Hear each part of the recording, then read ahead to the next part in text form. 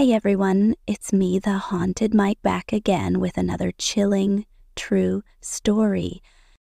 Today's tale centers around a 13-year-old boy named Caleb Jones. At first glance, Caleb was just another average teen, living in a quiet Minnesota town with his hard-working single mom, Hannah Jones, and his adorable little sister, Cynthia, who was only 4 years old.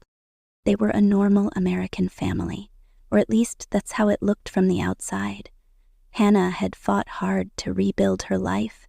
She was a recovering addict, doing her best to stay clean and give her children a better future. But under the surface, Hannah was still haunted by her past. Her father had been murdered in their family home, and the nightmare didn't end there. Her own mother was accused of hiring someone to commit the murder. Trauma followed Hannah like a shadow, and despite loving her children more than anything, it sometimes became too much. Then late night, while working a shift at a local diner, Hannah got the kind of call every parent fears. The police were on the line. Her daughter Cynthia had been found dead, and it was Caleb who dialed 911. Terrified, Hannah rushed home. Police were already there, and her son had been taken in for questioning. Caleb told the officers that he'd woken up and found Cynthia unresponsive in her bed. According to him, the babysitter had put them to sleep early that night. They had been playing in the rain and were exhausted, but things didn't add up. The house was locked from the inside. There were no signs of a break-in, and no physical injuries on the little girl. The babysitter told investigators she had only left after Caleb reassured her he could handle things. He promised he wouldn't answer the door for anyone, but then things got darker. Toxicology results revealed Cynthia had been given a strong sedative.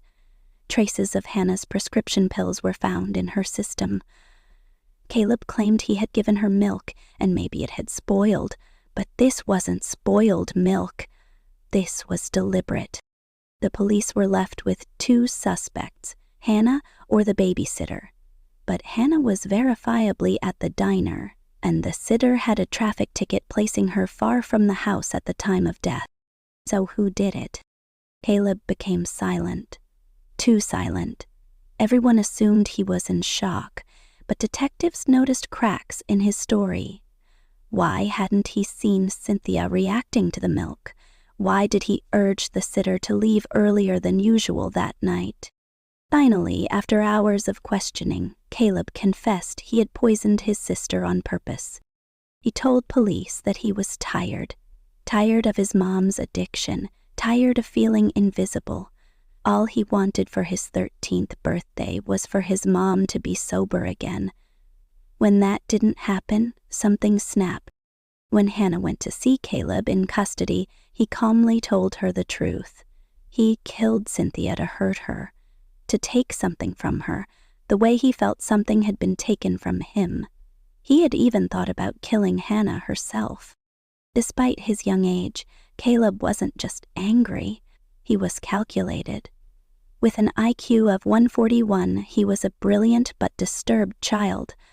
His teachers had always noted his intelligence, though some described him as disruptive or detached. In court, Caleb was sentenced to 40 years in prison.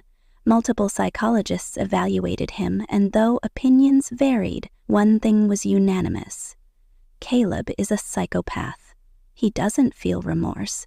He knows what he did, and he believes it wasn't wrong, just a mistake. His cold, analytical recounting of the murder sent chills through the room. There was no emotion, just method. Hannah spiraled after the trial. She blamed herself. She turned to alcohol, thinking of ending her own life. But in time, she chose a different path. Forgiveness.